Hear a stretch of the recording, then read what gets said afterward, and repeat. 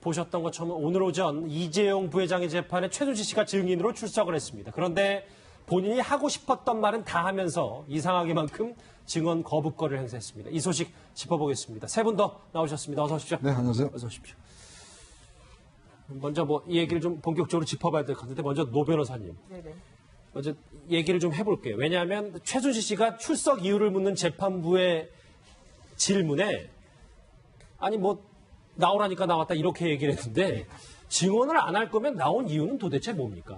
그러니까요. 그 부분에 대해서 사실은 조금 재판부에서도 의아스럽게 생각을 해서 그 왜 나왔느냐 약간 퉁명스럽게 재판장이 물어봤더니 나오라고 해서 나왔다. 이런 얘기를 지금 한 거죠. 그러면서 특검이 본인에게도 잘못했지만 특히 그 정유라 씨를 새벽 2시부터 9시까지 데리고 가서 제대로 어디에서 무슨 일을 하고 왔는지 설명도 안 해주고 또 본인이 변호인에게 확인해봤지만 변호인들도 모르는 상황이 벌어진 것에 대해서 특검을 매우 비난을 했습니다. 그러면서도 검찰이 그 이후에 여러 가지를 질문했지만 결과적으로는 대답을 안 하는 것으로 마무리를 짓고 왜 나에게 계속해서 고문을 하는 것처럼 물어보느냐 이런 식의 태도를 지금 보이기도 했습니다. 예, 이수희 변호사님 저는 의아한 게 당초 21일에 출석하라고 했는데 준비할 게 많다면서 26일 오늘로 미룬 거고 예. 주말 사이에도 밤샘 공부를 한다 이런 얘기까지 있었는데 뭘 준비했다고 봐야 되는 건가요?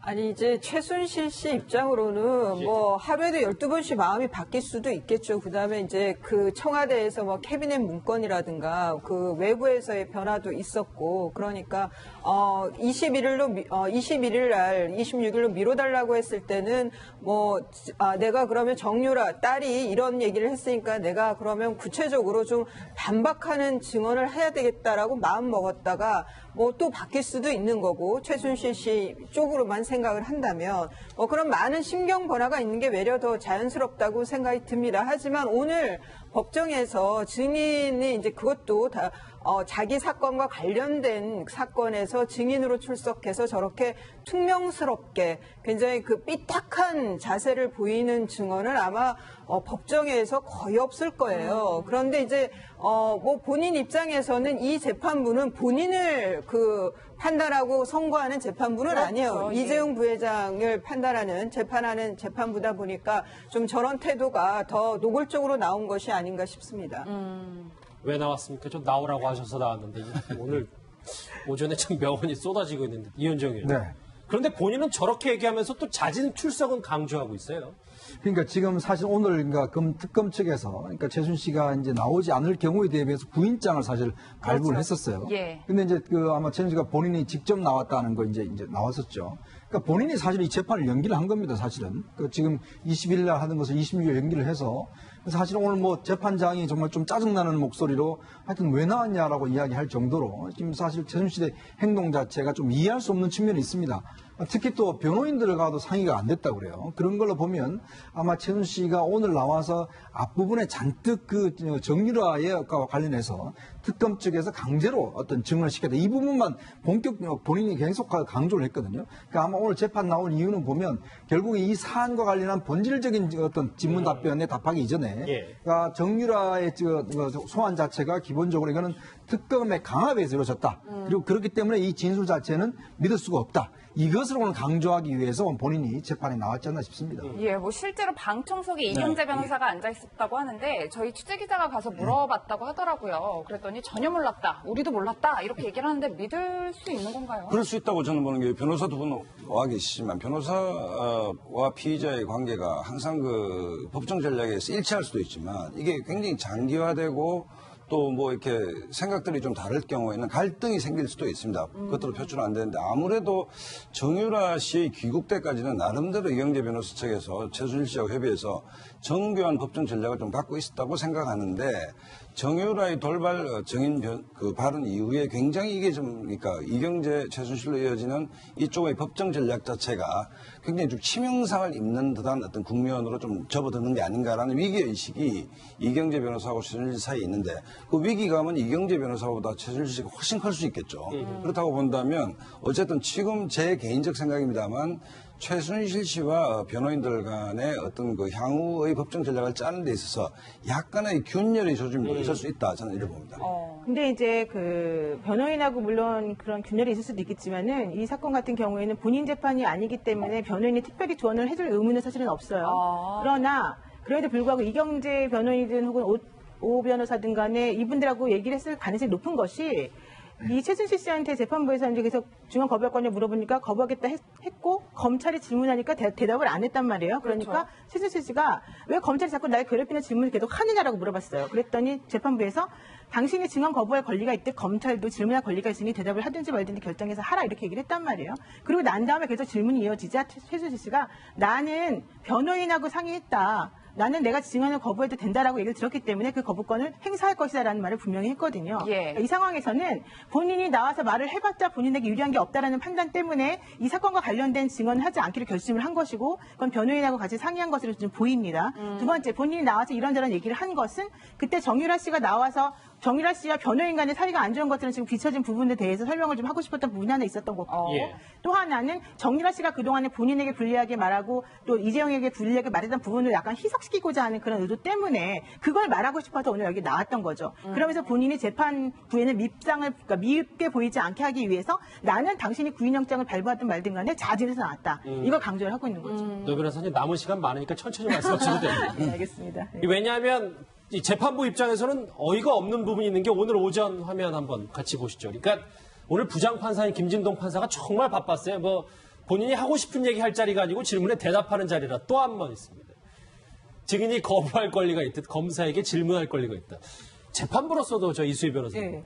저런 이제 증인은 참 다루기가 힘들 것 같습니다. 그러니까 이렇게 통제가 잘 안 되는 그 증인이나 피고인들이 있어요. 그건 뭐 민사 사건에도 그러면 이제 그 소송 지휘를 하는 부장 판사나 그 재판부에서 저런 이제 경고성 그 말을 계속 하죠. 그러니까 아마 이제 최순실 씨가 굉장히 삐딱한 자세로 계속 그리고 다른 것보다도 이제 말씀하신 대로 특검에 대해서 내가 할 말을 하겠다. 내 딸 데리고 한 일에 대해서 나는 말하겠다라는 이제 의지가 굉장히 강했던 것 같습니다.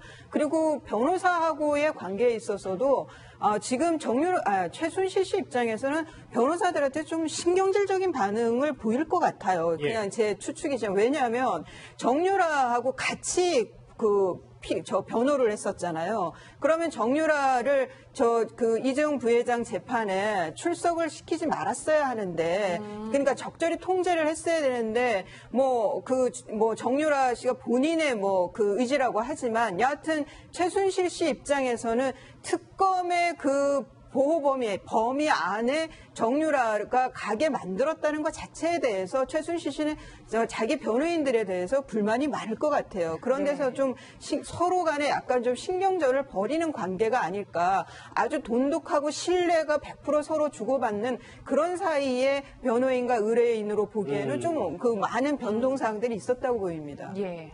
알겠습니다. 준비한 거 한번 또 보시죠. 일단 나오라고 하니까 나왔답니다. 최순실 씨 말.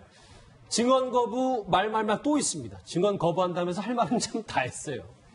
제2의 장쇼를 만드나 이런 얘기를 했습니다. 예, 이현중 의원님 네. 아마 가장 하고 싶은 말이 이것이 아니었을까 싶은데 자기 딸 정유라 씨를 특검이 제2의 장시호로 만든다는 거예요. 그러니까 사실은 이제 이 최순실 씨 입장에서 보면 이번 사건의 이제 기소 단계에서 상당히 이제 장시호의 증언이 결정적으로 작용했지 않습니까? 그랬죠. 결국 본인이 이렇게 재판전까지 오는 데 자체는 장시호의 태블릿 PC라든지 장시호가 또 여러 가지 진술을 한 것들 뭐 이런 것들이 결정작용해서 지금 본인이 어떻게 빠져나갈 수 없을 상황으로 사실 된 거예요. 왜냐하면 사실 최순실 입장에서는 장시호를 믿었기 때문에 모두가 들어가기 전에 장시호한테 모든 걸 이야기를 다 해줬어요. 그랬죠. 뭐 유언장 이야기라든지 그다음에 삼성동 2층에 가면 돈이 있을 거라는 둥 하여튼 비밀스러운 이야기를 다 해줬는데 문제는 그거를 장시호가 가서 다 이제 밝혀버린 거 아니겠습니까? 예. 자, 이제 마지막 보루가 사실은 이제 정유라입니다. 정유라는 사실은 본인의 딸이기도 함과 동시에 사실 독일에서 있을 때 여러 가지 증언들과 또 보고 들은 것이 있지 않습니까?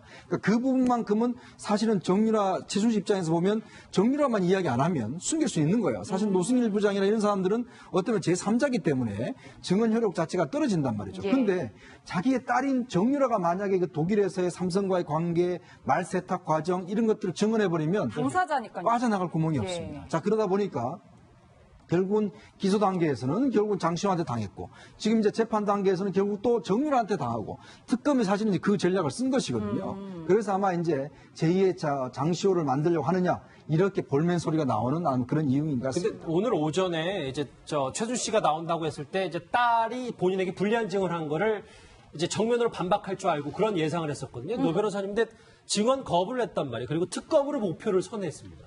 저는 이거는 그 최순실 씨의 고육지책이었다라고 생각합니다. 고육지책이요? 왜냐하면 장시호 씨 같은 경우는 본인의 딸이 아니고 조카였고 본인이 그렇죠. 약간 수족처럼 부리던 사람의 그런 개념이었거든요. 그러니까 그 사람이 자기에게 불리한 말을 했을 때 거기에 대해서 직접적으로 뭐라고 할 수가 있죠. 그렇지만 정유라 씨 같은 경우에는 본인의 딸이고 또 정유라 씨에 대해서 사랑이 엄청나게 끔찍하다고 지금 알려져 있기 때문에 만약에 정유라 씨가 증언을 했던 것을 전체적으로 다 반박을 하고 부인하게 되면 오히려 정유라 씨한테 불리한 결과를 나올 수 있다라고 한 생각을 했을 거예요.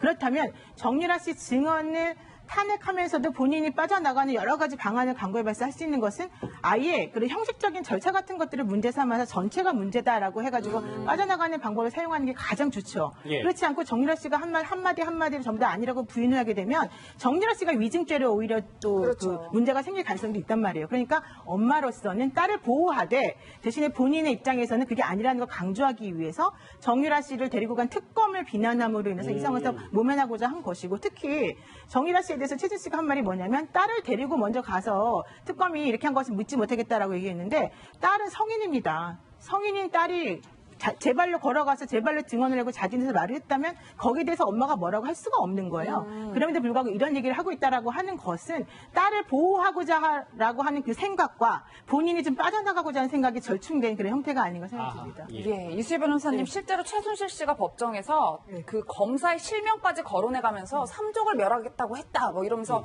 특검 흠집내기 열을 올렸단 말이에요. 결국 이 방법밖에 없는 것 같아요.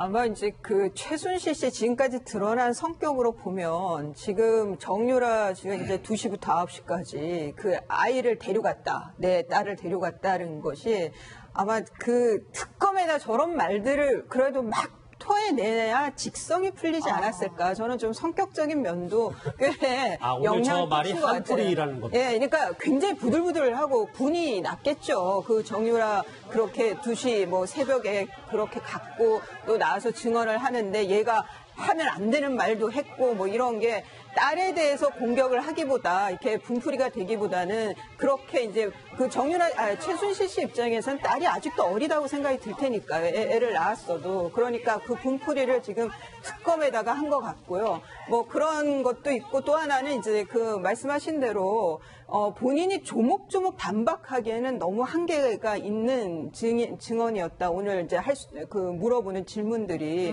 그러다 보니까 저렇게 전체적으로 증언을 거부하는 것밖엔 방법이 없었을 겁니다. 예. 준비한 거 마지막으로 한번 더 보겠습니다. 오늘 오전에 썼던 최순실 씨의 말 나오라고 하니 나왔다. 재판부에 한풀이하고 제2의 장시호를 만드냐 특검에 한풀이했습니다.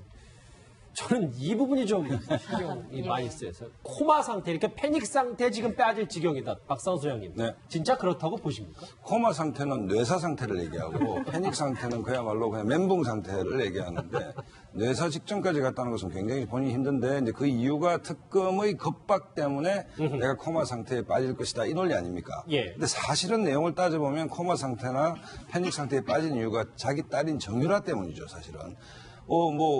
이 법리 공방의 내용은 단순합니다. 말이 삼성 거냐, 정유라 거냐, 이 얘기 아니겠습니까? 그럼 삼성 거다고 얘기를 했고, 그 다음에 승마 선수단에 대한 포괄적 지원이라고 일관되게 얘기했는데, 이 내용을 전부 알고 있는 정유라가 사실대로 다 얘기를 해버리면, 그야말로 이 재판 전략은 패닉 혹은 코마 상태에 빠질 수밖에 없지 않겠습니까? 그렇기 때문에 특검을 핑계대고 있지만, 아무래도 그 자신을 꼭 빼다 닮은 그 정유라의 그 돌출, 행동, 그러니까 최순실 입장에서는 아니면 정유라의 어떤 전략적 행동이 최순실 씨를 코마 내지 패닉 상태에 빠지게 한 게 아닌가 이런 생각이 듭니다. 예, 이현정 의원님 네. 사실 좀 최순실 씨가 쓴 단어가 참 깜짝 놀랄 때가 많은데 실제로 오늘 재판장에서는 내가 이렇게 오랫동안 재판을 받다 보니까 뭐 여기도 아프고 저기도 아프고 힘드니까 좀 배려해 주세요. 뭐 이런 얘기를 했어요. 근데 네. 증인들이 보통 이런 얘기를 하나요? 그러니까 이게 코마 상태란 말을 일반인들 잘 쓰지 않습니다. 이게 의학 용어이기 때문에 주로 이제 지금 병원 응급실이라는 이런 상황에서 이제 의사들이 주로 쓰는 이야기인데 예. 저는 그래서 이게 최순 씨가 코마 상태라고 해서 이제 깜짝 놀랐는데 코마 상태면 저렇게 말도 못하죠. 예. 이미 혼 상태에 빠져 있으니까. 그러면서 이제 본인이 뭐 아프다고 사실 재판부한테 배를 해놨는데 뭘 배를 해놨는지 모르겠어요. 뭐 무죄를 내려달라는 건지 아니면 이제 제가 그냥 가서 쉬십시오라고 이야기하라는 건지. 그러니까 참 최순 씨 보면 끝까지 그 갑의 행태를 사실 좀 보이는 것 같아요. 예. 그러니까 지금 이 여러 가지 그 본인의 생활 자체 그동안 재판 과정이나 이런 조사 과정에 드러났지만 본인이 어딜 가든지 간에 갑의 행태가 나오지 않습니까? 식당 가도 그 식당 종업원들 완전히 그 무슨 자기 시중같이 이야기를 하고 특히 옛날에 그 덴마크 같은 경우에 갔을 때 그때 종업원이 또렷이 기억하는 게 와서 너무나 갑질을 많이 해서 자기가 그 사람 얼굴을 또렷하게 기억하고 있다라고 김치 이야기할 달라고 정 했다는 그렇죠. 거죠? 그 기억할 정도로 하여튼 어디 가든지 간에 본인이 왕이어야 되는 거예요. 그러니까 그렇다 보니까 재판정 와서도 나 힘드니까 좀 빨리빨리 좀 해주세요. 뭐 이런 식의 이야기 아니겠습니까? 예. 그러니까 그런 걸로 보면 참 그 최순 씨의 그 행태 정말 국민들 앞에도 그렇고 정말 저 장면은 같은 경우에 처음으로 죄송하다는 말을 조용히 한 이후에 보면 최순 씨의 그동안 행태나 말을 보면 여전히 어떤 자기가 갑의 행태 그런 걸 좀 보이고 있는 것 같습니다. 최준 씨가 배려라는 단어를 쓰니까 참 눈에 확 들어옵니다. 이수희 변호사님. 네. 아까 뭐 자막에도 잠깐 지나갔는데 흥미로운 자막이 있었잖아요. 그러니까 코마 상태라면서 청산유수 말은 다 한 건데 근데 또 증언 거부, 분리하면 뭐 이재용 부회장과 독대한 박 전 대통령과 무슨 통화했냐? 뭐 삼성에 도와드릴 거 있으면 말씀하세요. 이런 말 하지 않았냐 했더니 저렇게 말줄임표, 말 한마디도 안 했습니다. 그러니까 이제 특이한 게 다른 뭐 이재용 부회장이 박근혜 전 대통령의 재판에서의 그 증언 불출석 사유를 낸 것이 내 재판하고 연관이 있어서 그렇다라고 해서 삼성 관계자들도 다 그렇게 하고 뭐 출석은 하지만 증언을 거부하고 이런 형식을 취했는데 최순실 씨는 그러니까 재판장이 확인을 해서 그럼 증언 거부하겠다는 거냐라고 해도 거기에 이렇게 똑부러지게 말을 하는 거는 아니에요. 그런데 지금 이것도 그러다 보니까 특검 측에서 계속 지금 질문이 나간 건데요. 본인이 이제 그런 적이 없습니다. 뭐 이런 거에 증언 거부하겠습니다가 아니라 그냥 아무 말도 그냥 안 하는 뭐라 그럴까요? 그 반응을 보였다는 거죠. 그거는 좀, 최순실 씨가 적극적으로 뭔가 그 부인을 하거나 거짓 진술을 하거나 그런 것 같지는 않아요. 뭐 검찰 조서를 다시 한번 봐야 되겠지만. 그런데 이제 다른 것보다도 저는 쓰는 단어들이요. 예. 뭐 10개월 동안 감찰을 받았더니 내가 뭐 정신력이 육체적 더 힘들다 이런 그 감찰이라는 거는 사실 감찰당한 거 아니거든요. 10개월 동안. 예. 그리고 그 코마라는 것도 그거는 의식불명 상태이기 때문에 패닉하고는 또 다른 건데 그러니까 이게 쓰는 단어들이 틀린 단어들을 써요. 그럼에도 불구하고 참 표현력이 좋다고 해서 이 그 연설문에 맡겼다고 컨펌을 맡겼다고 하니까 또 한 번 좀 억장이 무너집니다. 저는 진술 내용을 보니까. 예, 노 변호사님, 저는 참 이럴 경우에 제가 법조인이라면 답답할 것 같다라는 느낌이 든 게 검찰에서 실질적으로 구체적인 이렇게 증거를 들이밀면서 질문을 했는데 답변을 안 하는 거예요. 이러면 너무 답답할 것 같아요. 근데 저는 오히려 그게 검찰 입장에서는 좋을 것 같아요. 왜냐하면 그거에 대해서 반대되는 말을 하거나 뭔가 그럴듯한 명분을 만들어서 본인이 예전에 했던 것을 번복한다든가 하면 오히려 옛날에 그 증거들이 희석될 수 있기 때문에 문제가 됐는데 지금 하는 것처럼 그 내용들에 대해서는 그냥 무조건적으로 아니다라고 말을 하고 있다면 이거는 그 증인의 태도가 지금 법정에서 문제가 된다라고 재판부가 판단할 수밖에 없고 결론적으로는 기존에 진술했던 내용들을 전부 다 인정한다는 식으로 받아들일 수밖에 없거든요. 그러니까 훨씬 더 좋고요. 특히 이제 뭐가 문제냐면 예를 들면 정호성 씨가 그 최순실 씨에게 보낸 문자 메시지가 있단 말이에요. 2013년에 보낸 거, 뭐 VIP께서 컨펌 뭐 받았냐 말았냐 이런 얘기 나오는 게 있는데 예. 그거를 이런 식으로 보낸 거 있냐 그랬더니 대답을 제대로 안 하고 뭐라고 했냐면 왜 나랑 대통령을 자꾸 경제 공동체를 엮으면서 이상하게 만드느냐라고 얘기를 했어요. 그러니까 그게 가타부타 그것에 대해서 정확하게 말을 하지 않으면서 자기 억울하다는 말만 계속 하고 있기 그렇죠. 때문에 기존에 있는 객관적인 물증에 대해서 반박하는 증거를 대지 못한 거가 하나가 되고요. 또 하나는 이재용 씨하고 그 독대할 때 박근혜 전 대통령하고 최순실 씨 간에 엄청나게 많은 통화가 있었었는데 그 부분에 대해서도 제대로 대답을 하지 않으면서 그냥 두리뭉실하게 나는 잘 모르겠다. 나를 엮지 마라. 이런 태도만 계속 보였거든요. 예. 그런 것들을 보게 되면 오히려 검찰 입장에서는 최순실 씨가 뭐 명료하고 논리적이고 합리적으로 본인의 진술을 거부한 게 아니고 뭐 번복한 게 아니고 특히 본인이 옛날에 적었던 진술 조서에 대해서 본인이 서명한 것도 전부 다 이번에는 난 모르겠다 이렇게 나왔거든요. 그렇죠. 그러니까 그런 것들을 살펴보게 되면 오히려 검찰 입장에서는 좋은 전략으로 최순실 씨한테 고맙다고 할 수밖에 없어요. 그 사람이 말을 해봤자 본인들이 그 검찰이 원하는 대답을 안 할 가능성이 높기 때문에. 최 선생님 뭐 컨펌 받으라고 그렇죠. 하십니다. 네. 이 문자는 뭐 전 국민이 다 아는데 최순실 씨는 모르겠네요. 저 이현정이에요. 네. 근데 최순 씨가 오늘 오전에 뭐 이런 유명한 말들 말고도 박 전 대통령 핑계를 댔어요. 그러니까 이제 박 전 대통령도 자기와 비슷하게 이렇게 이제 회유하고 압박을 많이 받고 있다. 이런 식으로 이제 이야기를 한 거예요. 그러니까 결국 이제 자신의 어떤 재판 자체가 실제로 그렇기 때문에 지금 박 전 대통령 재판이 많은 영향을 받고 있다는 투로 이제 이야기를 한 것인데, 그러니까 자기가 이제 받는 여러 가지 압박도 박 전 대통령이 똑같이 받고 있다는 쪽에 특검에 결국 책임을 떠넘긴 것이거든요. 그러니까 오늘 전체적인 그 최순실 씨가 나와서 하는 증언 전략을 보면 결국 특검이 이 상황 자체를 강압으로 몰고 가고 있다. 그러니까 특검 측에서 한 것들은 모두 다 이 강압에 의한 증거들이다. 뭐 이것들을 오늘 이제 이야기를 해주기 위해서 나온 것 같아요. 결국 정유라의 증언도 마찬가지고. 예. 그렇지만 사실 이제 법정에서 뭐 저 증거들을 이렇게 재판부가 볼 때는 오늘 같은 상황을 볼 때는 판사 입장에 볼 때는 오히려 지금 그 특검이 압박을 했다기보다는 최순실 씨가 계속 이 상황에 대해서 그냥 모르쇠 그다음에 거짓말 뭐 이런 걸 하고 있기 때문에 오히려 그 재판부 자체는 오히려 더 특검 측에 좀 신빙성을 더 두지 않겠는가 또 그렇게 또 예상을 해봅니다. 잠시만요. 지금 저희가 자막으로 이제 2시 6분, 그러니까 방금 한 15분 전쯤에 이제 오후 재판, 그러니까 이재용 부회장 관련해서 재판이 다 끝났다는데 예. 예, 지금 자막이 올라오고 있습니다. 좀 새로운 내용이 있는 것 같아요. 뭐 재판장의 얘기도 있었지만 최순실 씨가 또 뭐 증언 거부해놓고 마지막으로 몇 가지 더라고 얘기를 했나 봅니다. 그랬더니 재판장이 아니 증언을 거부해놓고 왜 또 얘기를 하냐 제지를 한 거예요. 그러니까 최순실 씨가 제가 지금 잘 읽은 게 맞는데 오른쪽 손에 네. 주머니 넣고 손을 주머니에 넣고 퇴정. 그렇네요. 주머니에 손 넣고 나갔답니다. 이수희 변호사. 그러니까 뭐라고 표현해야 돼? 진짜 저렇게 법정에서 저런 태도를 보이는 거는 정말 저거는 우리나라 사법부에 대한 권위를 본인이 인정 못하겠다는 거에 저는 뭐 다를 바 없다는 생각이 듭니다. 아마 법정에서 저럴 수 있다는 거는 이전에 그 두 재단에서 일했던 많은 사람들이 증언을 했지만 진짜 탄핵 이전에 그 박 전 대통령의 뒷배경을 믿고 얼마나 갑질을 하고 얼마나 많은 사람들에게 그 군림하면서 지냈을까 뭐 이런 것이 좀 오늘 증언 태도와 법정에서의 태도를 언행을 보면서 저는 그냥 유리를 안을 들여다보듯 볼 수 있는 것 같습니다. 근데 지금 글쎄요, 최순실 씨가 이재용 부회장 입장에서도 전혀 도움 안 되는 증인이었어요. 별로 한 말이 없다 하더라도 노 변호사님 말대로, 재판부에서는 그 증인의 증언 태도도 중요한 거거든요. 그런 거는. 그런 면에서 이재용 부회장도 참 부회장 그 변호인 측에서도 참 달갑지 않은 증인이었겠다는 생각이 듭니다. 예, 오늘 뭐 증인으로서 최순실 씨의 모습을 종합해보면 나올 때는 나오라고 해서 나왔다 이렇게 나오고 퇴정할 때는 주머니에 손 넣고 퇴정을 한 건데 일부 법조인들은 이런 최 씨의 모습을 보면서 포기한 것 아니냐? 뭐 이런 평가들도 있어요.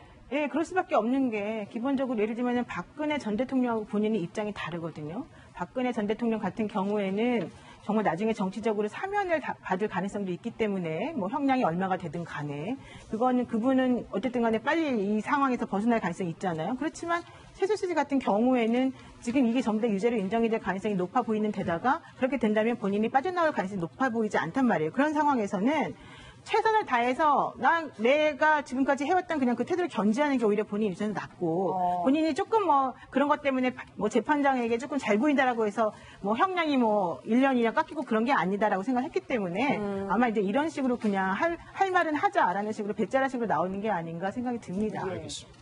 증언 거부를 하겠다면서 청산유수 할 말을 다 하고 마지막에 주머니에 손을 넣고 퇴정한 최순실 씨 오늘 오전 증인으로 출석했던 모습 저희가 짚어봤습니다.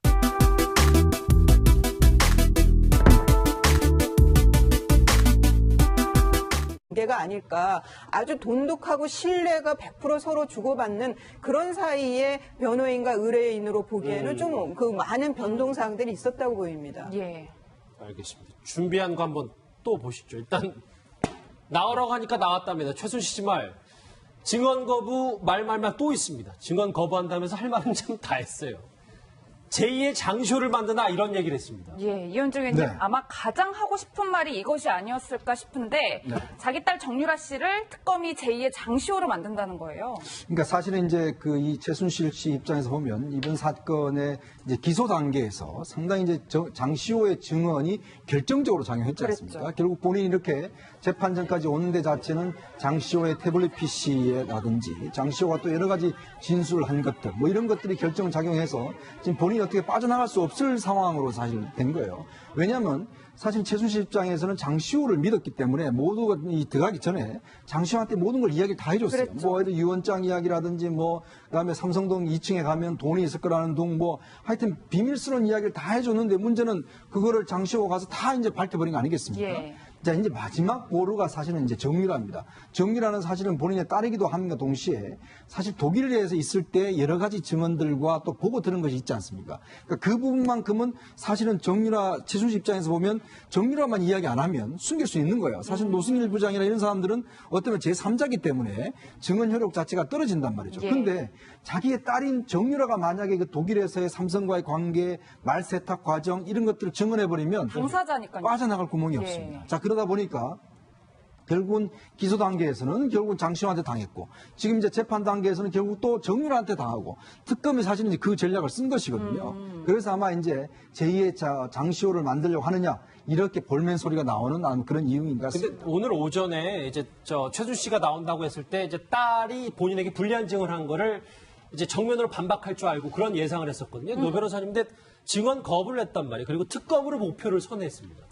저는 이거는 그 최순실 씨의 고육지책이었다라고 생각합니다. 고육지책이요? 예, 왜냐하면 장시호 씨 같은 경우는 본인의 딸이 아니고 조카였고 본인이 약간 수족처럼 부리던 사람의 그런 개념이었거든요. 그러니까 그 사람이 자기에게 불리한 말을 했을 때 거기에 대해서 직접적으로 뭐라고 할 수가 있죠. 그렇지만 정유라 씨 같은 경우에는 본인의 딸이고 또 정유라 씨에 대해서 사랑이 엄청나게 끔찍하다고 지금 다 알려져 있기 때문에 만약에 정유라 씨가 증언을 했던 것을 전체적으로 다 반박을 하고 부인하게 되면 오히려 정유라 씨한테 불리한 결과를 나올 수 있다라고 한 생각을 했을 거예요. 그렇다면 정유라 씨 증언을 탄핵하면서도 본인이 빠져나가는 여러 가지 방안을 강구해봐서 할 수 있는 것은 아예 그런 형식적인 절차 같은 것들을 문제 삼아서 전체가 문제다라고 해가지고 빠져나가는 방법을 사용하는 게 가장 좋죠. 예. 그렇지 않고 정유라 씨가 한마디 한마디를 전부 다 아니라고 부인을 하게 되면 정유라 씨가 위증죄로 오히려 또 그렇죠. 그 문제가 생길 가능성도 있단 말이에요. 그러니까 엄마로서는 딸을 보호하되 대신에 본인의 입장에서는 그게 아니라는 걸 강조하기 위해서 정유라 씨를 데리고 간 특검을 비난함으로 인해서 이 상황에서 모면하고자 한 것이고 특히 정유라 씨에 대해서 최준 씨가 한 말이 뭐냐면 딸을 데리고 먼저 가서 특검이 이렇게 한 것을 묻지 못하겠다라고 얘기했는데 딸은 성인입니다. 성인인 딸이 제 발로 걸어가서 제 발로 증언을 하고 자진해서 말을 했다면 거기에 대해서 엄마가 뭐라고 할 수가 없는 거예요. 그럼에도 불구하고 이런 얘기를 하고 있다라고 하는 것은 딸을 보호하고자라고 하는 그 생각과 본인이 좀 빠져나가고자 하는 생각이 절충된 그런 형태가 아닌가 생각이 듭니다. 예, 이수희 변호사님 실제로 최순실 씨가 법정에서 그 검사의 실명까지 거론해가면서 삼족을 멸하겠다고 했다 뭐 이러면서 특검 흠집내기 열을 올렸단 말이에요. 결국 이 방법밖에 없는 것 같아요. 아마 이제 그 최순실 씨 지금까지 드러난 성격으로 보면 지금 정유라 씨가 이제 하지만 변호사와 피의자의 관계가 항상 그 법정 전략에서 일치할 수도 있지만 이게 굉장히 장기화되고 또 뭐 이렇게 생각들이 좀 다를 경우에는 갈등이 생길 수도 있습니다. 그것으로 표출은 안 되는데 아무래도 정유라 씨의 귀국 때까지는 나름대로 이경재 변호사 측에서 최순실 씨하고 협의해서 정교한 법정 전략을 좀 갖고 있었다고 생각하는데 정유라의 돌발 그 발언 이후에 굉장히 이게 좀 그러니까 이경재 최순실로 이어지는 이쪽의 법정 전략 자체가 굉장히 좀 치명상을 입는 듯한 어떤 국면으로 좀 접어드는 게 아닌가라는 위기의식이 이경재 변호사하고 최순실 사이에 있는데 그 위기감은 이경재 변호사보다 최순실 씨가 훨씬 클 수 있겠죠. 그렇다고 본다면 어쨌든 지금 제 개인적 생각입니다만 최순실 씨와 변호인들 간의 어떤 그 향후의 법정 전략을 짜는 데 있어서 약간의 균열의 조짐도 있을 수 있다. 저는 이렇게 봅니다. 근데 이제 그 변호인하고 물론 그런 균열이 있을 수도 있겠지만은 이 사건 같은 경우에는 본인 재판이 아니기 때문에 변호인이 특별히 조언을 해줄 의무는 사실은 없어요. 그러나 그래도 불구하고 이경재 변호인이든 혹은 오 변호사든 간에 이분들하고 얘기를 했을 가능성이 높은 것이 이 최순실 씨한테 재판부에서 이제 계속 증언 거부할 거냐 물어보니까 거부하겠다 했고 검찰이 질문하니까 대답을 안 했단 말이에요. 그러니까 최순실 씨가 왜 검찰이 자꾸 날 괴롭히는 질문을 계속 하느냐라고 물어봤어요. 그랬더니 재판부에서 당신이 증언 거부할 권리가 있듯 검찰도 질문할 권리가 있으니 대답을 하든지 말든지 결정해서 하라 이렇게 얘기를 했단 말이에요. 그리고 난 다음에 계속 질문이 이어지자 최순실 씨가 나는 변호인하고 상의했다. 나는 내가 증언을 거부해도 된다라고 얘기를 들었기 때문에 그 거부권을 행사할 것이다라는 말을 분명히 했거든요. 예. 이 상황에서는 본인이 나와서 말을 해봤자 본인에게 유리한 게 없다라는 판단 때문에 이 사건과 관련된 증언을 하지 않기로 결심을 한 것이고 그건 변호인하고 같이 상의한 것으로 좀 보입니다. 두 번째, 본인이 나와서 이런저런 얘기를 한 것은 그때 정유라 씨가 나와서 정유라 씨와 변호인 간의 사이가 안 좋은 것들은 지금 뒤처진 부분에 대해서 설명을 좀 하고 싶었던 부분이 하나 있었던 거고 예. 또 하나는 정유라 씨가 그동안에 본인에게 불리하게 말하고 또 이재용에게 불리하게 말했던 부분을 약간 희석시키고자 하는 그런 의도 때문에 그걸 말하고 싶어서 오늘 여기 나왔던 거죠. 그러면서 본인이 재판부에는 그러니까 밉게 보이지 않게 하기 위해서 나는 당신이 구인영장을 발부하든 말든 간에 자진해서 나왔다. 이걸 강조를 하고 있는 거죠. 노 변호사님 남은 시간 많으니까 천천히 말씀하셔도 됩니다. 네, 알겠습니다. 네. 왜냐하면 이 재판부 입장에서는 어이가 없는 부분이 있는 게 오늘 오전 화면 한번 같이 보시죠. 그러니까 오늘 부장판사인 김진동 판사가 정말 바빴어요. 뭐 본인이 하고 싶은 얘기 할 자리가 아니고 질문에 대답하는 자리라 또 한 번 있습니다. 증인이 거부할 권리가 있듯 검사에게 질문할 권리가 있다. 재판부로서도 저 이수희 변호사님 네. 저런 이제 증인은 참 다루기가 힘들 것 같습니다. 그러니까 이렇게 통제가 잘 안 되는 그 증인이나 피고인들이 있어요. 그럼 뭐 민사 사건에도 그러면 이제 그 소송 지휘를 하는 부장 판사나 그 재판부에서 저런 이제 경고성 그 말을 계속 하죠. 그러니까 아마 이제 최순실 씨가 굉장히 삐딱한 자세로 계속 그리고 다른 것보다도 이제 말씀하신 대로 특검에 대해서 내가 할 말을 하겠다. 내 딸 데리고 한 일에 대해서 나는 말하겠다라는 이제 의지가 굉장히 강했던 것 같습니다. 그리고 변호사하고의 관계에 있어서도 지금 최순실 씨 입장에서는 변호사들한테 좀 신경질적인 반응을 보일 것 같아요. 그냥 제 추측이지만 왜냐하면 정유라하고 같이 저 변호를 했었잖아요. 그러면 정유라를 이재용 부회장 재판에 출석을 시키지 말았어야 하는데, 그러니까 적절히 통제를 했어야 되는데, 정유라 씨가 본인의 그 의지라고 하지만, 여하튼 최순실 씨 입장에서는 특검의 범위 안에 정유라가 가게 만들었다는 것 자체에 대해서 최순실 씨는 자기 변호인들에 대해서 불만이 많을 것 같아요. 그런 데서 좀 서로 간에 약간 좀 신경전을 벌이는 관계.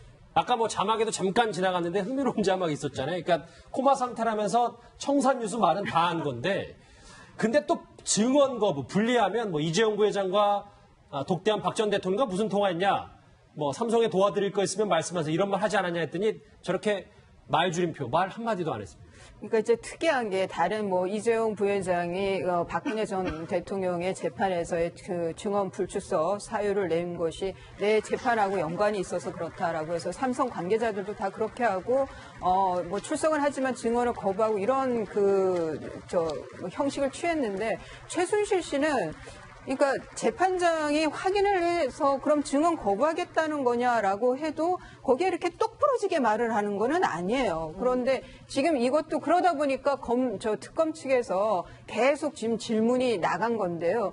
본인이 이제 그런 적이 없습니다. 뭐 이런 거에 증언 거부하겠습니다가 아니라 그냥 아무 말도 그냥 안 하는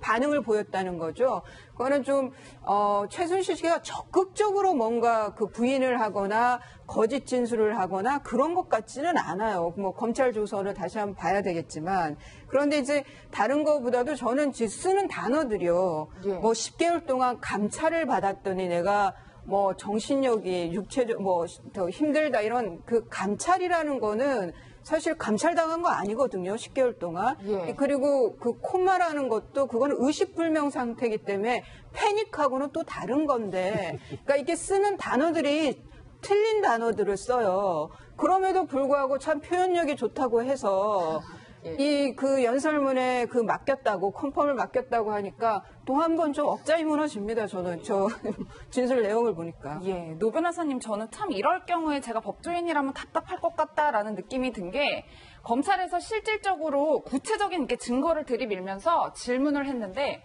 답변을 안 하는 거예요. 이러면 너무 답답할 것 같아요. 근데 저는 오히려 그게 검찰 입장에서는 좋을 것 같아요.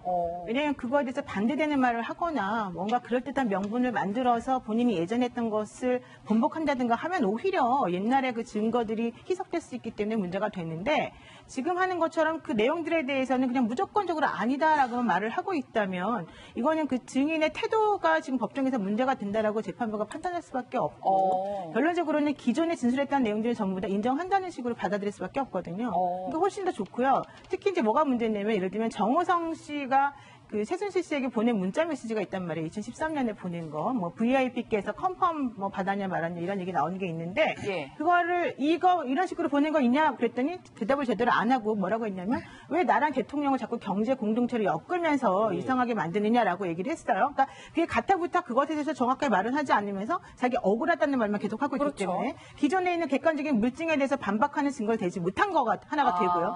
또 하나는 이재용 씨하고 그 독대할 때 박근혜 전 대통령하고 최순실 씨 간에 엄청나게 많은 통화가 있었었는데 그 부분에 대해서도 제대로 대답을 하지 않으면서 그냥 두리뭉실하게 나는 잘 모르겠다. 나를 엮지 마라. 이런 태도만 계속 보였거든요. 예. 그런 것들을 보게 되면 오히려 검찰 입장에서는 최순실 씨가 뭐 명료하고 논리적이고 합리적으로 본인의 진술을 거부한 게 아니고 뭐 번복한 게 아니고 특히 본인이 옛날에 적었던 진술 조서에 대해서 본인이 서명한 것도 전부 다 이번에는 난 모르겠다 이렇게 나왔거든요. 그랬죠. 그러니까 그런 것들을 살펴보게 되면 오히려 검찰 입장에서는 좋은 전략으로 최순실 씨한테 고맙다고 할 수밖에 없어요. 그 사람이 말을 해봤자 본인들이 그 검찰이 원하는 대답을 안 할 가능성이 높기 때문에. 최 선생님 뭐 컨펌 받으라고 그렇죠. 하십니다. 예. 이 문자는 뭐 전 국민이 다 아는데 최순 씨는 모르겠네요. 저 이현정 의원. 네. 근데 최순 씨가 오늘 오전에 뭐 이런 유명한 말들 말고도 박 전 대통령 핑계를 댔어요.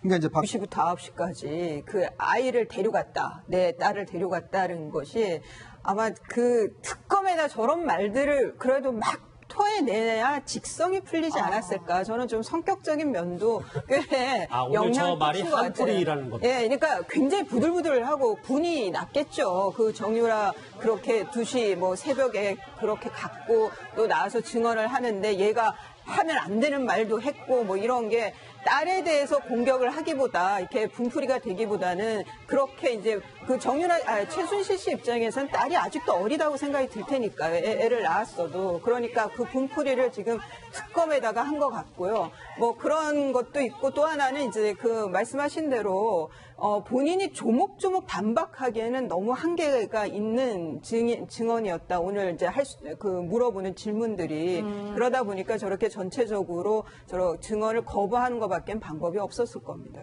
예. 준비한 거 마지막으로 한번 더 보겠습니다. 오늘 오전에 썼던 최순실 씨의 말 나오라고 하니 나왔다. 재판부에 한풀이하고 제2의 장시호를 만드냐 특검에 한풀이했습니다. 저는 이 부분이 좀 신경이 많이 쓰여서 코마 상태 이렇게 패닉 상태 지금 빠질 지경이다. 박상수 소장님. 네. 진짜 그렇다고 보십니까? 코마 상태는 뇌사 상태를 얘기하고 패닉 상태는 그야말로 그냥 멘붕 상태를 얘기하는데 뇌사 직전까지 갔다는 것은 굉장히 본인이 힘든데 이제 그 이유가 특검의 겁박 때문에 내가 코마 상태에 빠질 것이다 이 논리 아닙니까? 예. 근데 사실은 내용을 따져보면 코마 상태나 패닉 상태에 빠진 이유가 자기 딸인 정유라 때문이죠, 사실은. 이 법리 공방의 내용은 단순합니다. 말이 삼성 거냐, 정유라 거냐, 이 얘기 아니겠습니까? 그럼 삼성 거다고 얘기를 했고, 그 다음에 승마 선수단에 대한 포괄적 지원이라고 일관되게 얘기했는데, 이 내용을 전부 알고 있는 정유라가 사실대로 다 얘기를 해버리면, 그야말로 이 재판 전략은 패닉 혹은 코마 상태에 빠질 수밖에 없지 않겠습니까? 그렇기 때문에 특검을 핑계대고 있지만 아무래도 그 자신을 꼭 빼다 닮은 그 정유라의 그 돌출, 행동, 그러니까 최순실 입장에서는 아니면 정유라의 어떤 전략적 행동이 최순실 씨를 코마 내지 패닉 상태에 빠지게 한 게 아닌가 이런 생각이 듭니다. 예, 이현정 의원님 네. 사실 좀 최순실 씨가 쓴 단어가 참 깜짝 놀랄 때가 많은데 실제로 오늘 재판장에서는 내가 이렇게 오랫동안 재판을 받다 보니까 뭐 여기도 아프고 저기도 아프고 힘드니까 좀 배려해 주세요. 뭐 이런 얘기를 했어요. 근데 네. 증인들이 보통 이런 얘기를 하나요?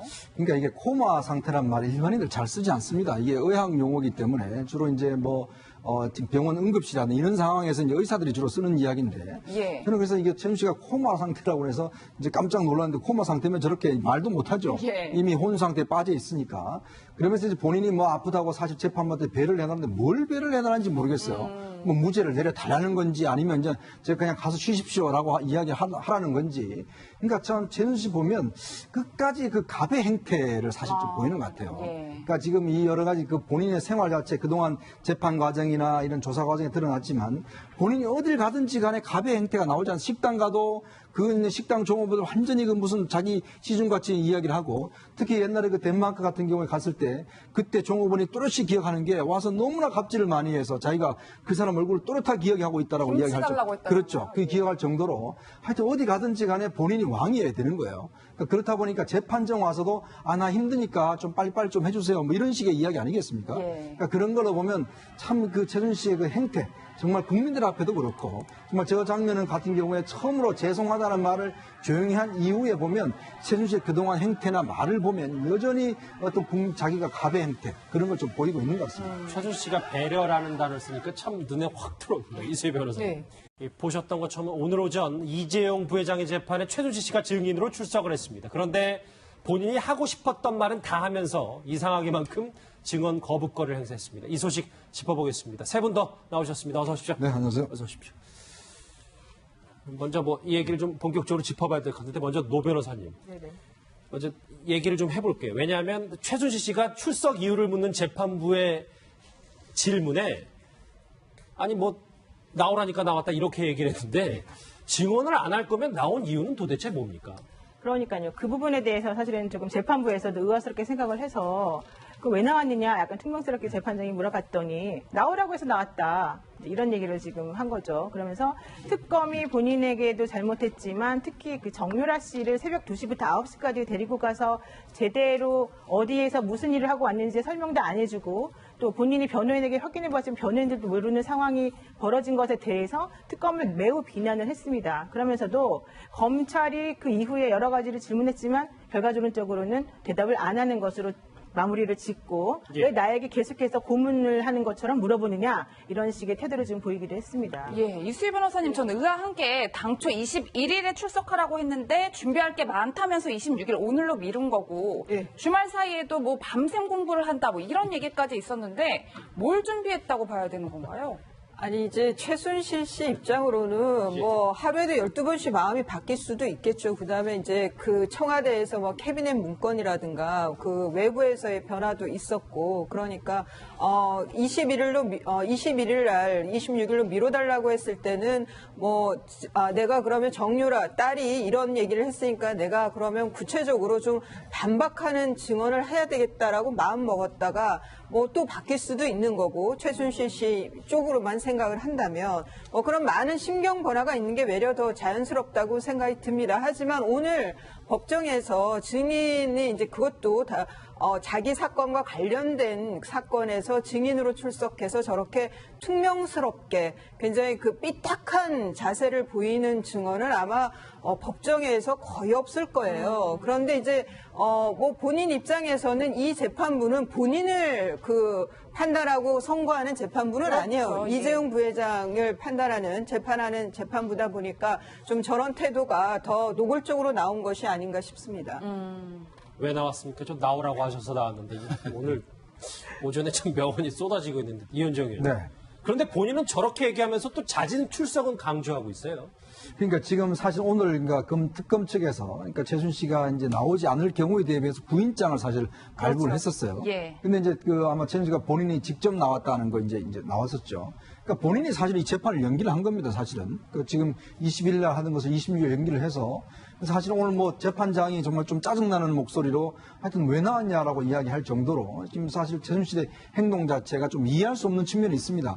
특히 또 변호인들과도 상의가 안 됐다고 그래요. 그런 걸로 보면 아마 최순 씨가 오늘 나와서 앞부분에 잔뜩 그 정유라에 관련해서 특검 측에서 강제로 어떤 증언을 시켰다. 이 부분만 본격 본인이 계속 강조를 했거든요. 그러니까 아마 오늘 재판 나온 이유는 보면 결국 이 사안과 관련한 본질적인 어떤 질문 답변에 답하기 이전에 예. 그러니까 정유라의 소환 자체가 기본적으로 이거는 특검의 강압에서 이루어졌다. 그리고 그렇기 때문에 이 진술 자체는 믿을 수가 없다. 이것을 오늘 강조하기 위해서 본인이 재판에 나왔지 않나 싶습니다. 예, 뭐 실제로 방청석에 이경재 변호사가 앉아 있었다고 하는데 저희 취재기자가 가서 물어봤다고 하더라고요. 그랬더니 전혀 몰랐다, 우리도 몰랐다 이렇게 얘기를 하는데 믿을 수 있는 건가요? 그럴 수 있다고 저는 보는 게 변호사 두 분 와 계시